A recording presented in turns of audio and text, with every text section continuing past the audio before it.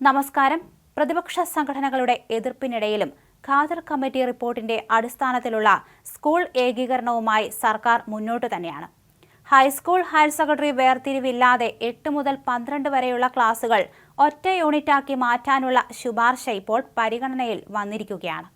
School ഏകീകരണത്തിനുള്ള മന്ത്രിസഭാ കുറിപ്പ് പൊതുവിദ്യാഭ്യാസ വകുപ്പ് തയ്യാറാക്കി നൽകിയിരുന്നുവെങ്കിലും ഇത് ഖാദർ കമ്മിറ്റി റിപ്പോർട്ടിന്റെ പകർപ്പ് മന്ത്രിസഭാംഗങ്ങൾക്ക് ലഭിച്ചത് ഇന്നലെയായിരുന്നു. റിപ്പോർട്ട് വിശദമായി പഠിക്കാൻ സമയം വേണമെന്ന ആവശ്യമുയർന്നതിനാൽ ഏകീകരണത്തിലെ ചർച്ച മറ്റൊരു മന്ത്രിസഭാ യോഗത്തിലേക്ക് മാറ്റുകയും ചെയ്തു. 9 മുതൽ 12 വരെയുള്ള ക്ലാസുകളിൽ ഉൾപ്പെടുത്തിയിട്ടുള്ള സെക്രട്ടറിയാണ് കേന്ദ്ര വിദ്യാഭ്യാസ ഘടന. ഈ ഘടനയ്ക്ക് കേരളം ഇതുവരെ മാറ്റം വരുത്തിയിട്ടില്ല. 8 മുതൽ 10 വരെ ഹൈസ്കൂളും തുടർന്ന് ഹയർ സെക്കൻഡറിയും എന്ന നിലയിലാണ് സംസ്ഥാനത്തെ ഘടന.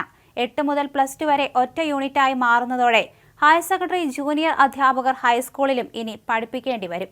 ഇത് തസ്തിക വെട്ടിച്ചുരുക്കാനാണെന്നാണ് പ്രതിപക്ഷ അധ്യാപക സംഘടനകളുടെ ആക്ഷേപം. മദ്രസ പഠനത്തെ ബാധിക്കുമെന്നാണ് ഉയർന്നിട്ടുള്ള മറ്റൊരാശങ്ക.